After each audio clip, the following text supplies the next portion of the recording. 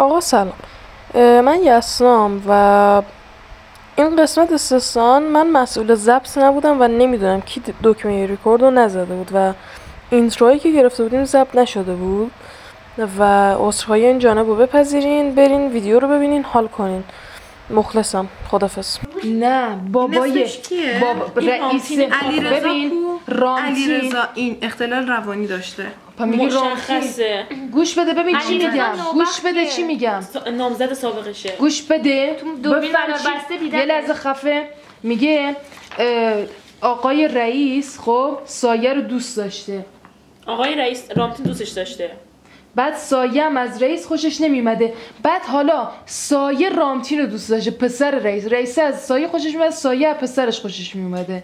ببین کی به کی. اینم علیرضا نوبختم خاصیه خواستگار خیلی سمج بوده که چند بار سایه رو کتک زده، اختلال روانی داشته و این چه شکلی روانشناس میرفته. از علیرضا که چیز میگیرن ازش میپرسن، اول هیچی نمیگه، بعد میفهمن که اصلا سایه بهش خیانت کرده که همجدا شدن و علیرضا اینو نگفته. توی دوربین مدار بستم اینم یه وایس این گوشیشو ضبط کرده. الان بخونم اینم چی گذاشته مثلا. علیرضا گفته مهم نیست برام خیانت کرد، دلیل مهمی نبوده. اینا هم چون که اینو نمیگه میذارن جزء متهمین، چون خیانت واقعا دلیل میگه چرا هم جدا شدین هیچی نگفته. خب بعد اون روزی که سایه مفقود میشه، پدر سایه یه چند وقتی بوده سایه از پدرش پول میخواسته که یه طلا بخره، یه گردنبند طلا که خیلی دوستش داشته.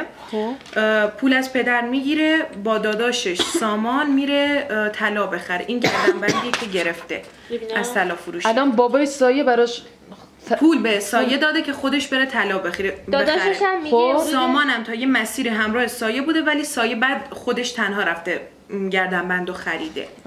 در مورد خاطرخواه حدود 1-2 سال پیش با یه پسری صحبت میکرده برای ازدواج، ولی بعد جدا شدن. علت جداییشون هم وضعیت مالی پسره بوده. پسری این به نظرم مهم نیست. پسری کیه خوب؟ پسر خاطرخواهی که داشته. همین نامزدش دیگه. چند سالش با هم بودن. این چند سالش با هم بودن. خاطرخواه. اونجا دیگه نامزدش میشه. همین علیرضا نوبخته. خب استوب میکنم. علامت سوالی داریم. کو اون؟ حاجی الان یه چیز اینجا بود، نمودار اینجا بود. اینه گفته این چیه؟ نمودار میانگی دریافت حقوقی لیلا دلیلی. اردیبهشت و خرداد دریافتش رفته بالا نسبت به ساعت کاریش. لیلا کی بود؟ لیلا که گفت حقوق چرا افزایش پیدا کرده. اینو بذار رو پرونده این. اردیبهشت؟ آره دیگه. خوب. گفته برای دیدن لحظه شماری میکنم، بیشتر مراقب خودت باشه. تو هدیه گل دریافت کرده. از پیرمرد بوده دیگه. گفتم همش براش گل میگرفته. اینم که آشغال عوضی بشکنه دستشه. بعد دوباره اینجا دستنوشته سایه نزدیک شدن به جواب. بچه دستنوشته سایه اینه. این چیه؟ این گواهی که میگه بچه اینو بخونم. سایه نوشته. بچه اینو بخونم. اینم هیچی نمیشه. گفته این نزدیک شدن. میشه اول اینو بگم توضیح بدم واسه این عکس آخرین تماسای سایه است. بده خودمون نگاه کنیم. نه خب شما نمیدونین چی به چیه. سایه گفته بود که علیرضا بهم زنگ زده شب قبلش. دلارا هم گفته بود که چی گفته بود، من از شب قبلش با سایه حرف زدم دیگه ازش خبر ندارم.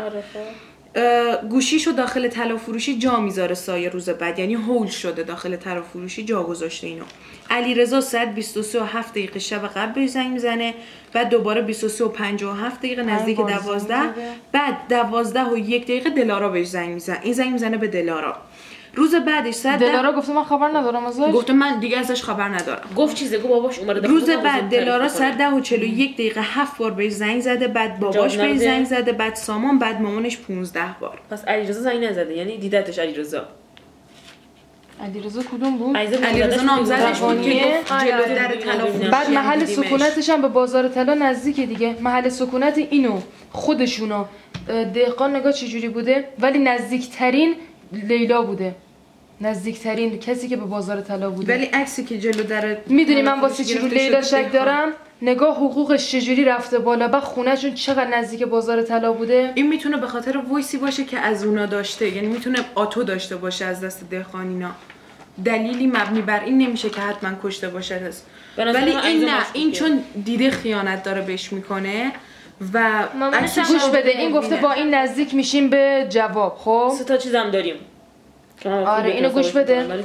گفته این عجیب ترین بهار عمر من است، بهار بیم و بلا، بهار سراسر زمستان، بهار نور و تاریکی، فصلی که احساس میکنم بیش از 3 ماه به طول خواهد انجامید.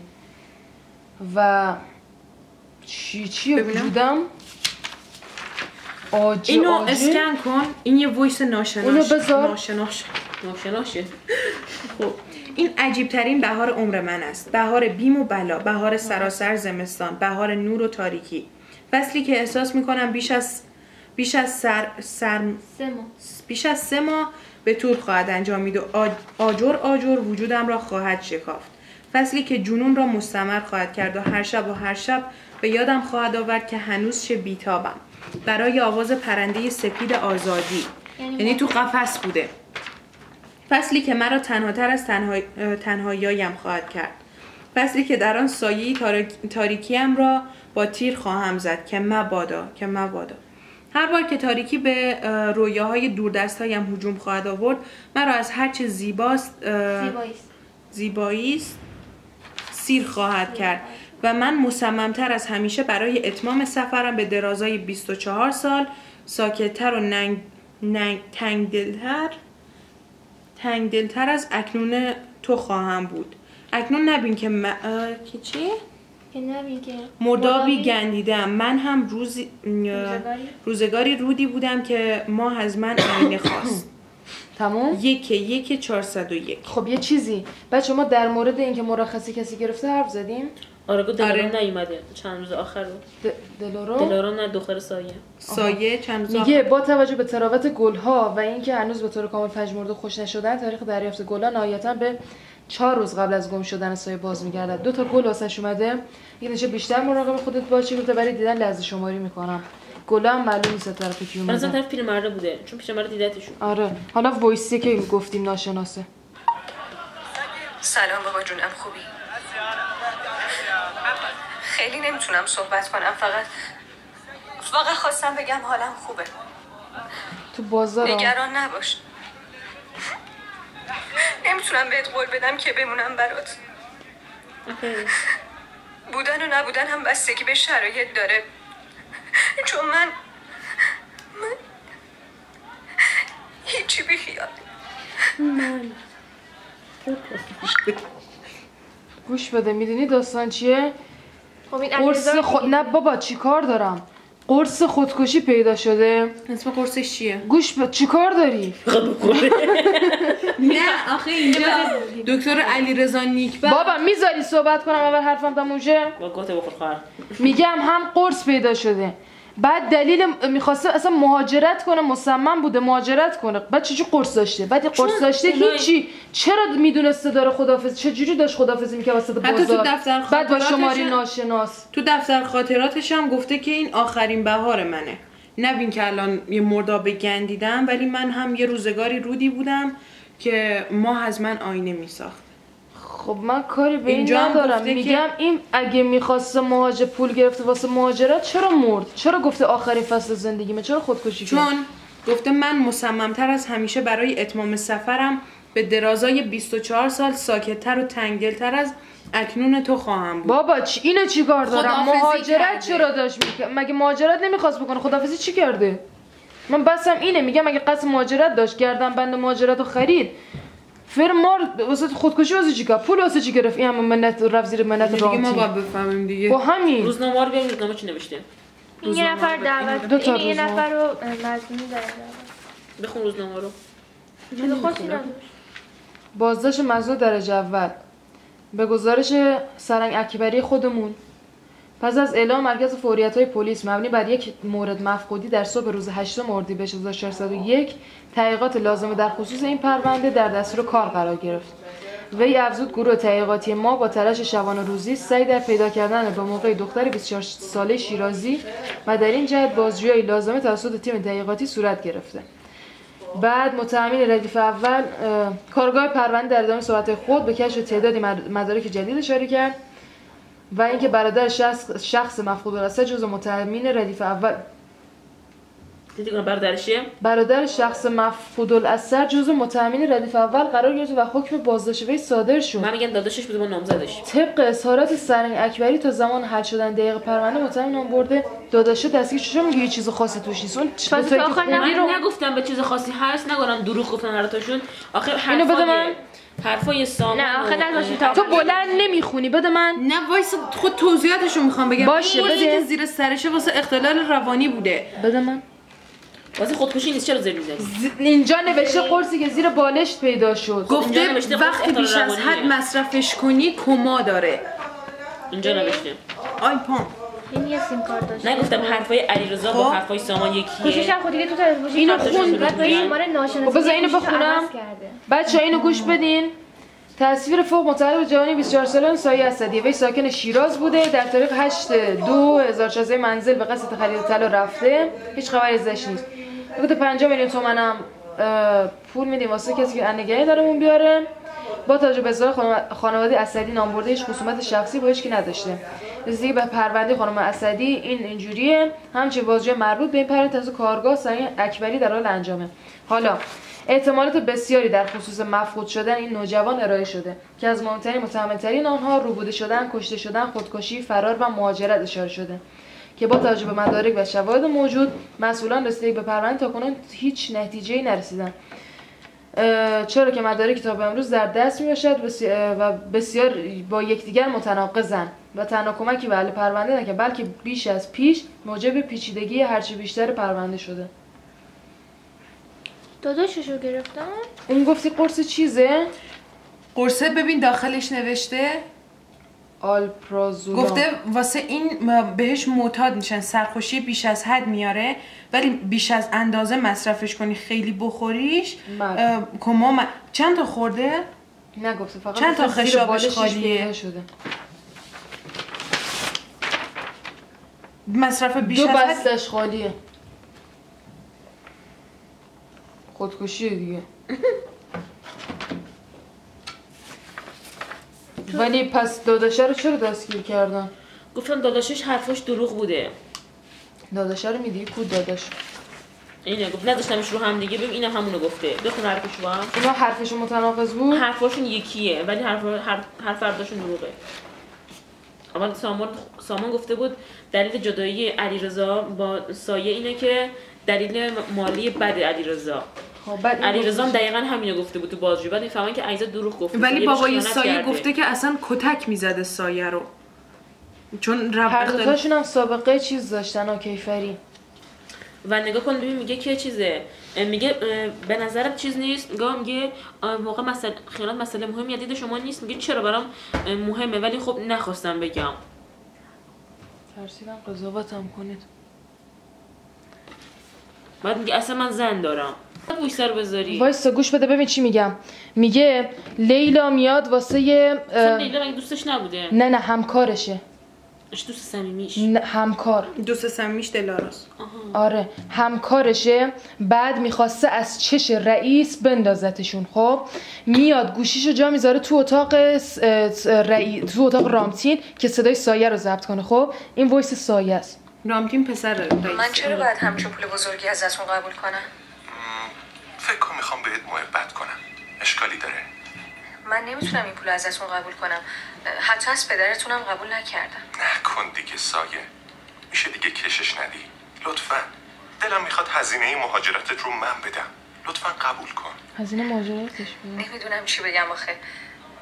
من این همه پول نمیتونم برگردونم. نه اصلا نمیتونم قبول کنم. من ازت پول نمیخوام. عشق کردم بهت کمک کنم بری از اینجا. تو که خیلی دوست داشتی بری. نکنه پشیمون شدی. نه واقعا مشکلات خانوادگیم زیاده. بهترین تصمیم برام رفتنه. ولی چی؟ خواهش میکنم اینو ازم به عنوان یه هدیه قبول کن. کمکت میکنم بری از اینجا. کاراتم خودم انجام میدم. مرسی واقعا. نمیدونم چطوری لطفتون رو جبران کنم. حالا این تموم. گوش بده ببین اینجا چیز چی میگه. میگه جریان حقوق 2 ماه اخیرتون چیه؟ چرا باید دقیقاً اون 2 ماهی که خانم سایه اسدی مفقود میشن حقوق شما به شدت افزایش پیدا کنه؟ به کی میگم؟ به لیلا؟ آره. میگه خب اضافه کار میکردم برای شرکت. میگه چه اضافه کاری؟ ساعت کار شما ثابت بوده در حالی که میزان دریافت شما خیلی بیشتر. من توضیح در این مورد ندارم. فقط میدونم در قبال کاری که کردم حقوق دریافت کردم. بعد میگه چرا حقوق 1 سال اخیر شما با بقیه کارمندا متفاوته؟ میگه بعد دوباره میگه خانم دلیلی مطمئن باشی که حواسم به شما هست، روز خوش میتونید تشریف ببرید. بعد میگه اصلا به من شک نکنید، من واقعا از سایه خبری ندارم. وایسش هم این بود که گذاشتم. به نظرم فعلا لیلا مشکوکه. اینو بیار این ببینیم چی. اینه اینجا سلام میارمش. بازجویی رئیس. بچه اینم گوش بدیم با هم چون این متن نداره.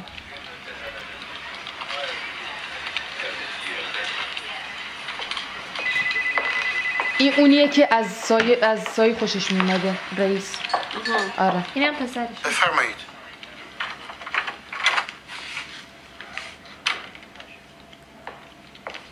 سلام جناب دهقان.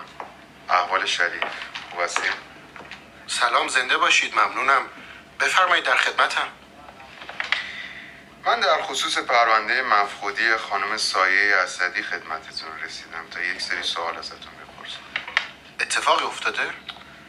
بله، متاسفانه صبح روز پنجشنبه یعنی 8 اردیبهشت ایشون برای خرید طلا به سمت بازار طلای شیراز میرن و بعد از اون دیگه هیچ خبری ازشون نمیشه. وای خدای من. اتفاقا منم چند روز باهاشون تماس میگیرم ولی جواب نمیدن. من فکر کردم نمیخوان جواب منو بدن. رابطه شما با خانم اسدی در چه حدی بود؟ نمیدونم، خودمم نمیدونم. من واقعا به ایشون علاقه‌مند بودم. سایه دختری بود که از هر نظر زیبا و موقر و متین بود. علیرغم فاصله سنی که داشتیم من خیلی دوست داشتم با هم ازدواج کنیم ولی چی آقای دهقان؟ ولی ایشون بهم علاقه نداشتن. چندین بار پیشنهاد منو رد کردن. گویا خانم اسدی قصد مهاجرت داشتن. شما اطلاعی از این موضوع داشتین؟ بله، اتفاقا من خودم بهشون پیشنهاد دادم که هزینه مهاجرتشو پرداخت کنم ولی ایشون نپذیرفتن. چرا قبول نکردن؟ چون نمیخواست زیر بار همچین مبلغ هنگفتی بره. ولی پسری گرفت. از طرفی هم نمیخواست با من در ارتباط باشه چون من شرط کرده بودم که بعد از ازدواج با هم هزینه مهاجرتشو بپردازم و خودم باش برم. مگه ریاست شرکت با شما نیست؟ پس چطور میخواستین باش بریم؟ بله، ریاست شرکت با منه ولی فقط روی کاغذ. عملا مدیریت همه کارا با پسره و من 2-3 ماه یه بار فقط میرم بعضی مدارک رو امضا میکنم. همین. دقیقاً چه کارایی بر عهده پسرتون هست؟ کلا امور مالی شرکت، امور مدیریتی و میشه گفت همه کارها بر عهده رامتینه. متوجهم. ببخشید اگر مصدق اوقاتتون شدم. لطفاً تا اطلاع ثانوی از شهر خارج نشید و در دسترس باشید. باشه حتما. یزی پس شاید 7 ثانیه ممکن چیزی توش باشه؟ نه. خب بعد پسرم تو چیزش گفته من پول دادم بهش، بابام بهش نداده اول. خب بخون از اول مال پسرش. خب حالا من بگم. آره تو اونو بگو، اون مهم بود. دلارا وایسا اینو بگم، اینو بحث این تموم شه. میگه نمیدونم چه اتفاق خاصی واسش افتاده. میگه رفتار غیر طبیعی چیزی نداشتین. میگه من زیاد باش صحبت نمی‌کردم. بعد زیاد از رابطه خاصی نشه. میگه در اون ماجرا اطلاع داشتی؟ میگه آره داشتیم. میگه دوبار خودش حرف زد. میگه چه صحبتی؟ میگه پول احتیاج داشت. بابام اصرار کرده که از این مهاجرتش بده، قبول نکرده. بعد منم باهاش صحبت کردم، اول تمایل نداشتم بهش بدم. بعد دیدم خیلی لازم داره اون 1 میلیارد پول. گفت 1 میلیارد خیلی نیازش داره و یه دختر جوان حیفه که دست خالی بره یه مملکت غریب. اون پولو بهش دادم. میگه کی با ما آخرین ملاقات داشتیم؟ میگه 2 هفته پیش. بعد میگه روزی که خامسای مفروشن شما کجا بودیم؟ میگه خب من تا ساعت 4 از شرکت بودم، بعدش رفتم خونه تا استراحت کنم. میگه خانم اسدی اون روز شرکت نیومده بودن. میگه نه مرخصی گرفته بودن. بعد شما از علاقه پدرتون حساب سایه مطلع بودین؟ میگه تا حدودی بله. پدر من طوری بهشون توجه میکرد که تقریبا همه متوجه شده بودن ولی هیچ کدوم به روی خودمون نمی آوردیم. خیلی ممنونم. همین. خب حالا دلارا دوست صمیمی سایه بوده، سابقه کیفری نداشته و خب میگه همیشه با هم در ارتباط بودیم 24 ساعته، همه چیزو بهم میگفته. یه مدت بوده که میخواسته از ایران بره، تقریبا 6 ماه بوده. باباش بهش پول نمیداده که سایه بره. اسم باباش هست یا چیز خاصی؟ باباش اینجاست. باباش چیز خاصی نگفت. سعید اسدی میتونسته بهش پول بده ولی بهش پول نمیداده. چرا اصلا سایه میخواسته مهاجرت کنه بره؟ هم از لحاظ وضعیت شغلی میخواسته بره، همین که سامان داداشش خیلی بهش گیر میداده و به شدت تعصبی بوده. حالا توی تصویرهای دوربین مداربسته که اطراف اون مغازه طلا فروشی بوده، اینجا تصویر این مرد هست که طبق چیزایی که مامان سایه و خود دلارا گفته علیرضا شبیه علیرضا نوبخته. حتی دلارا هم که با داره فیلم میگیریم؟ آره. دلارا هم که با سایه شب قبل اینکه سایه مفقود بشه حرف زده، سایه راجع به این حرف زده که علیرضا مدام بهش زنگ میزده و میگفته که حتما باید ببینمت، ولی چون بابای سایه میاد داخل اتاق، دلارا نمیتونه، سایه نمیتونه واسه دلارا توضیح بده که میره ببینتش یا نمیره ببینتش. فقط بهش گفته که آره علیرضا پیگیرمه و میخواد منو ببینه. بعد راجع به رابطه سایه با بابای رامتین، دلارا میگه که آره مدام واسهش کادو میگرفته، رابطهشون صمیمیتر از اون چیزی بوده که مرد توضیح داده. مثلا شبا میرسوندتش خونه بعد از محل کار، واسهش کادو میگرفته. اونی که عاشقش بوده بابای رامتین مدام به دلارا به سایه حالت رسیدگی میکرده، ولی خب میگه سایه مرموز بوده، همه احساسشو نگفته و چون فاصله سنیشون زیاد بوده به جواب ازدواجش رد میداده، به پیشنهاد ازدواجش. خب یه چیزی این گفتی شبیه کی بوده؟ علیرضا نوبخت. همسرم داره و زنش بارداره. خب حالا مامان سایه چی گفته؟ چیزی نگفته، فقط گفته میخواسته گفته علیرضا است و میخواسته مهاجرت کنه، فقط همین. چیز خاصی نگفته، نه باباش نه داداشش نه بابا. داداشش یه بار بخونیم بلند بده من. چیز خاصی نگفت. میگه بوده. آره داداششه. خب آره باش بوده. میگه سلام روز سایه رو تا چهارراه ملا صدرا با ماشین رسوندم، بقیه مسیر خودش رفت چون من کار داشتم، ولی کاش خودم همراهش میرفتم نه بعد تنهاش میذاشتم. یه دقیقاً چه ساعتی به چهارراه ملا صدرا رسیدیم؟ میگه فکر کنم حدود 10 صبح بود. رابطتون با خواهرتون چطوری بود؟ میگه رابطه ما خیلی خوب بود، البته مثل همین خواهر برادرها یه سری اختلافایی هم داشتیم مثل قرواشی، ولی مشکل خاصی که دستی رو رابطمون بذاره نه اصلا. مورد مشکوکی نداشته، مثلا کسی بخواد اذیتش کنه یا دشمنی باش داشته باشه یا نمیدونم مثلا خاطرخواهی چیزی. میگه نه فکر نکنم دشمنی داشته باشه چون با همه خوب بود. در مورد خاطرخواه هم که بودن 1-2 سال پیش با یه پسری صحبت میکرد برای ازدواج، ولی بعدن جدا شدن.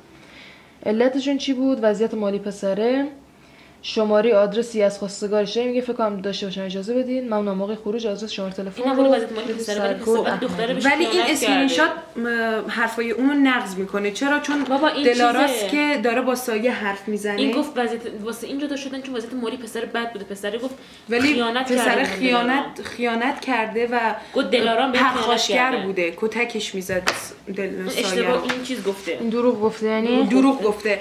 حتی اینم پسر حتی هماهنگ بوده. پسر اول گفت وضعیت مالیم اشتباه بوده، ولی بعد فهمیدن که واسه خیانت اصلا جدا شدن.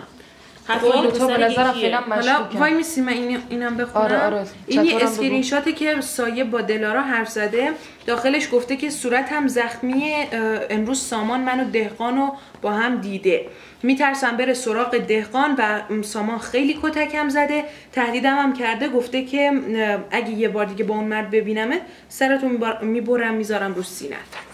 اینو بذارو پرونده سامان. دلارا اینو فرستاده.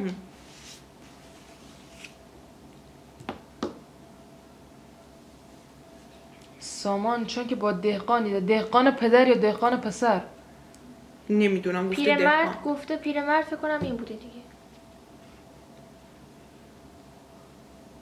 کجا گفته؟ اسم پیرمرد نمیبرده. آخه میگه خود ببینم. نه اصلا اسم پیرمرد نمیبرده. تو چه سنمی با این پیرمرد داری؟ آها خب این دهقان رو بذارم کنار. بعد سایه هم میخواسته گردنبند بخره. گردنبندش طرح ایرانه که این نشون میده میخواسته همیشه گردنش باشه و مهاجرتش رو واقعا به نظرم جدی‌تر میکرده. این تو حرفشون یکی بود. ولی حرفشون دروغ گفتن. آره. چون این سایه واسه این جدا شده که وضعیت مالی پسر بد بوده. پسر جلسه اول همین بود. ولی جلسه دوم حرفشون نقض کردن. شرکت به نظرم مهم نبوده. قرصی که زیر بالش سایه قرص پیدا کردم بچه. زیر چی؟ گوشی سایه جا مونده یا جا گذاشته زیر بالشش. اینجا چی نوشته؟ شماره کارت مقصد. آها این ربط داره به این. یه لحظه اینو واسه این گذاشتم. مهدی سعادت. شماره پیگیری این ویسرم گوش بدیم. اینه 30 میلیون برداشت داشته ساعت 10:36 صبح. کی سایه گم شد؟ تایمشو نگفت. پسر گفت ساعت چند رفته. 10 خب این برداشت 30 میلیون تومان. بعد گفته یه شماره کارت مقصدی هم اونجا بوده 58 اینه 7,500,000 هم دوباره برداشتشه ساعت 9 صبح. این حساب پرویز دهقانه ها. حساب اینه. حساب باباشه؟ آره نه حساب بابای آقای دهقان پیرمرد. ببینم حساب پیرمرد است. برداشت داشته 2 تا برداشت داشته اینجا. یکیشون به حساب سارا رفیعی یکی مهدی سعادت. تو اینا که نبوده همچین چیزی. بعد آها اینو ببین اینجا یه چیزی داریم. نگاه میکنم به خودش توش نیست.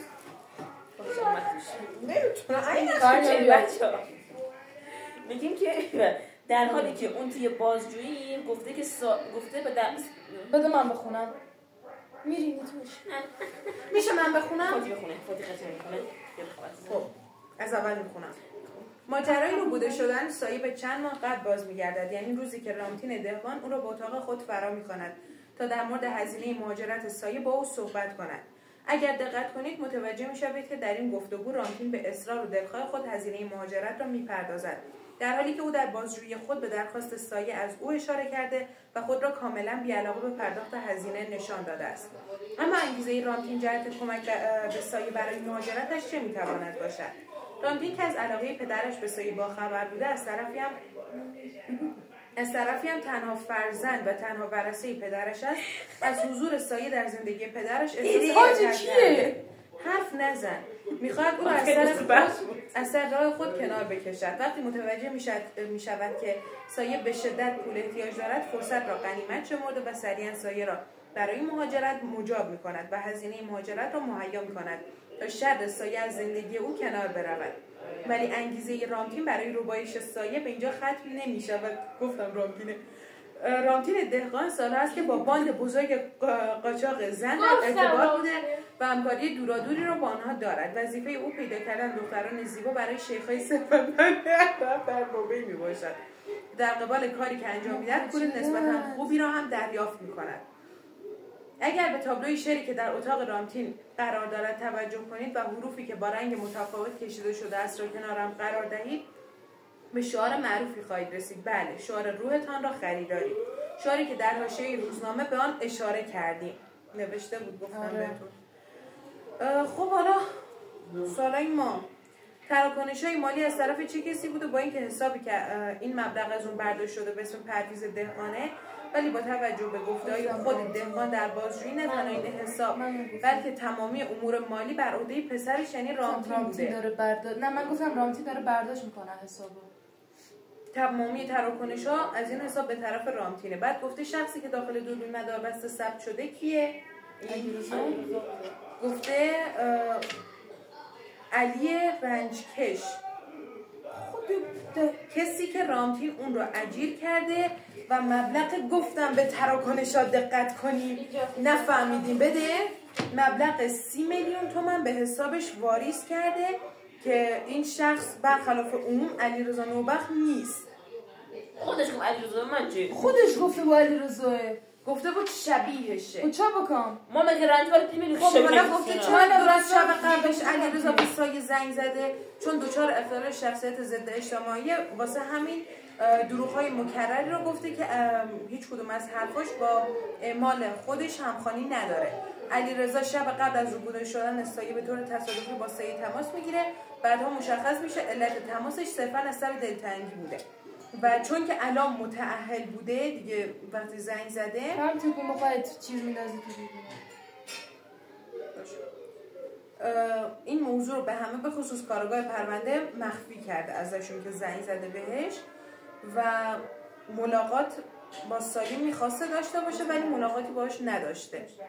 علت افزایش حقوق لیلا چیه؟ هیچ دلیلی با پرونده نداره. لیلا شخصیتی حسود خود مریض بیشرفش اومده نمودار واسه ما میذاره. یه دقیقه خب ادامه‌شو وایسا بخونم. گفته حسود و دو به همزن بوده لیلا واسه همین چون به رامتین هم علاقه داشته به دور از چشم رامتین فوراً به کی اطلاع میده؟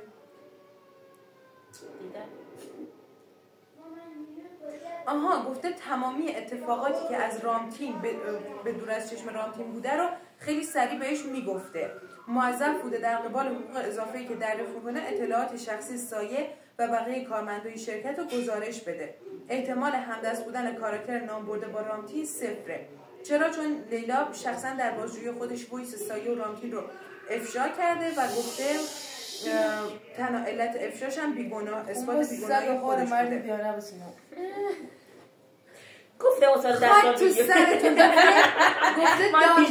گفته دارک وب چه ارتباطی با چیز داشته با اصلا این موضوع داشته. عکسی که داخلش بوده یکیشون عکس لیلا بوده. خب منم همینو از صبح 30 بار نگفتم عکس لیلا تو دارک وب بوده حتما پولی داده واسش. هیچ کی بهم گوش نکرد گفتم تو دارک وب بوده عکسش. بعد بالاش هم در اون گوش مصنوعی حرف زدم گفتم شاید مثلا گوش مصنوعی عکس لیلا رو گذاشته باشه. منم جدی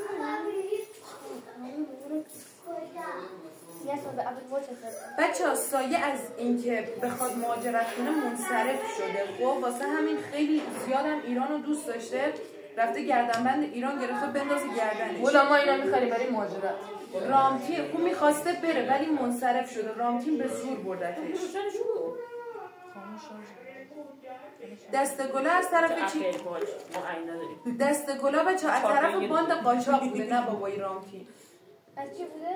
باند قاچاق. بازی روانیش به قدری ادامه داده شده تا خود شخص منتخب تا حدودی به اتفاقی که پیش روشه آماده بشه و بدونه که میخواد بره. الان رامتین بود؟ الان ایشون به درمان حد به دست و بخوام الان میتیجه. نه اینا رو بده من ببرم با دوستان حرف کنم یکم بخندم بهشون. من دارم نخوندم بشه ولی بعدم دلارا رو کی خریده؟ دلارا رو هم رامتین خریده داده به سایه که سایه رو دلگرم کنه که وقتی میره اونجا پول داشته باشه. در سگیلا و بازیانم باید هم هاگوارد بچه ها رو میخریم. گفتم اصلا 10 سال بگیر یکی بود. بعد چرا سایه هم داخل وایس 9 و 9 دقیقه خودش به باباش گوشی دستش میفته؟ چون داخل کمپ بوده امکانات رفاهی زیادی داشته واسه همین دورش انقدر شلوغ بوده. بازار چیز بود بازار بزرگ تهران بود.